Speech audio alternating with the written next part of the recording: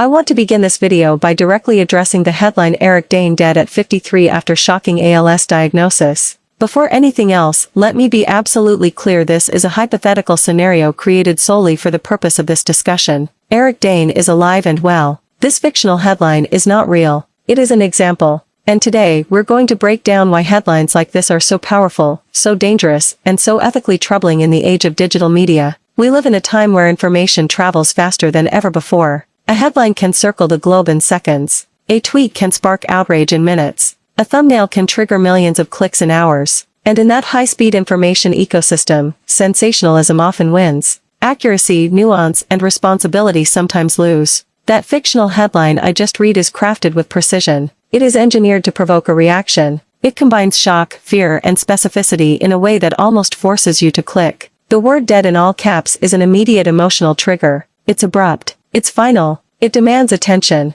Adding a specific age 53 personalizes it. It makes it feel immediate and real. It reminds viewers of mortality. It invites comparison. And then there's the mention of a shocking ALS diagnosis. ALS is a devastating illness. Including it amplifies the emotional weight. It adds tragedy. It adds urgency. It deepens the shock value. This is not accidental. It's strategic. Clickbait operates on psychological principles. It plays on our curiosity gap, that uncomfortable space between what we know and what we want to know. When we see a bold, alarming statement, our brains crave resolution. We want confirmation. We want details. We want closure. That craving drives the click. But here's where the ethical problem begins. When a headline like this is false, when it fabricates a death, an illness, or a tragedy, it crosses a line from persuasion into manipulation. It exploits human emotion for profit. It uses fear, grief, and shock as marketing tools. And while the creator may gain views, add revenue, and algorithmic momentum, the broader impact is far more serious. Celebrity death hoaxes are not new.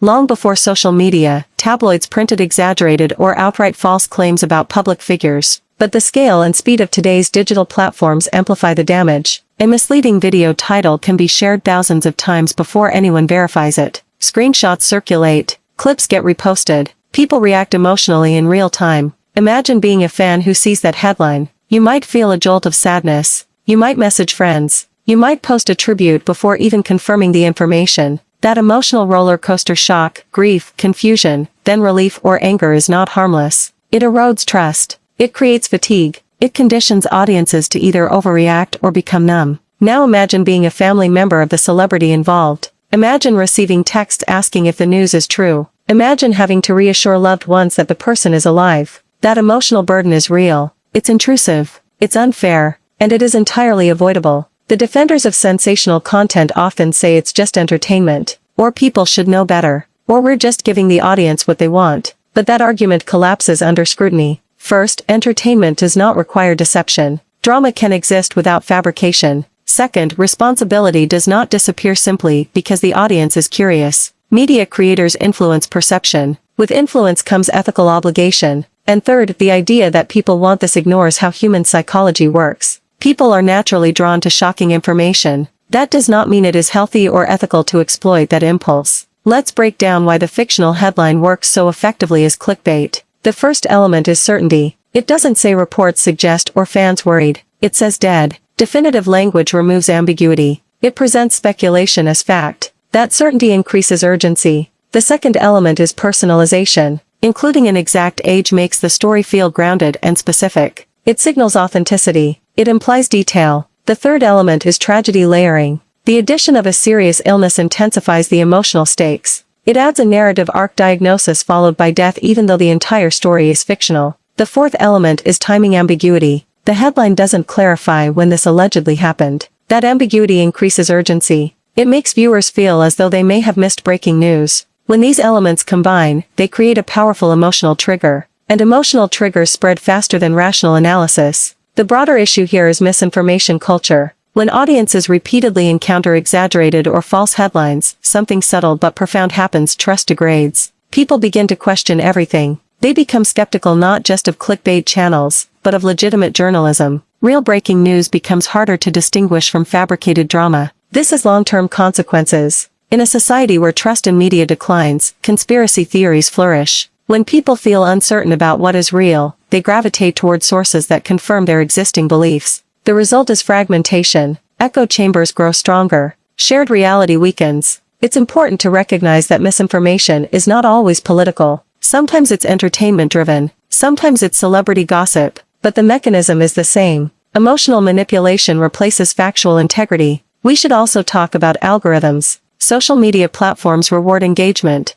Engagement often spikes around emotionally charged content. The system does not inherently prioritize truth, it prioritizes interaction. That means creators who push boundaries, who craft shocking, dramatic headlines often receive algorithmic boosts. The system incentivizes exaggeration. That doesn't mean creators are powerless. It means ethical creators must be intentional. They must resist the short-term reward of sensationalism in favor of long-term credibility. Credibility is slower to build, but it is far more valuable. When audiences trust a creator, they return. They engage thoughtfully. They share responsibly. That trust becomes a foundation. By contrast, channels built on deception face a different trajectory. They may spike quickly, but over time, audiences grow wary. Viewers feel misled. Comment sections fill with frustration. Trust erodes. And once lost, it is extremely difficult to regain. So what can viewers do? First, pause before reacting. If you see a shocking headline, resist the immediate emotional response. Take a breath. Ask yourself, is this from a credible source? Is it being reported elsewhere? Does the language seem exaggerated? Second, verify before sharing. A quick search can often confirm or debunk a claim within seconds. Responsible sharing is one of the simplest yet most powerful tools against misinformation.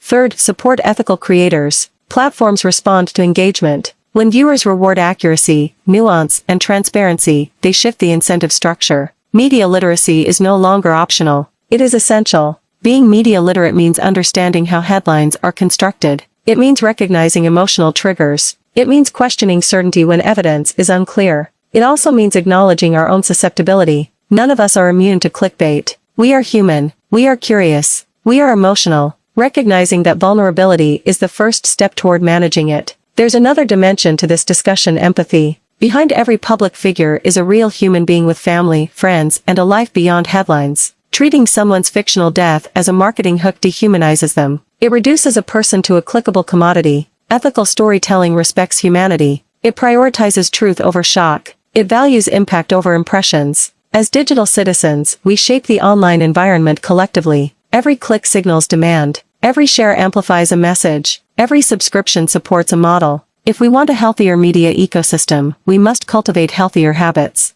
That begins with awareness. It continues with accountability. And it thrives through community dialogue. If you've ever encountered a headline that turned out to be wildly misleading, reflect on how it made you feel. Did it frustrate you? Did it make you skeptical? Did it make you hesitant to trust future information? Those reactions matter. They are signals. The goal of this video is not to shame creators or audiences. It's to start a conversation. It's to examine how easily emotion can be weaponized in the pursuit of views. It's to highlight the ethical crossroads that digital media presents. We are at a point where attention is currency. In that economy, the temptation to exaggerate is strong, but integrity still has value. Honesty still matters. Transparency still builds loyalty. The fictional headline we began with is a case study. It demonstrates how a few carefully chosen words can spark shock, fear, and urgency. It shows how easily perception can be shaped. And it reminds us why critical thinking is not just helpful, it's necessary. As viewers, let's commit to questioning before clicking. As creators, let's commit to informing before alarming. And as a community, let's promote standards that value truth over theatrics. If you've experienced particularly egregious examples of clickbait or misinformation, share your thoughts and stories. Conversations like this are how awareness grows.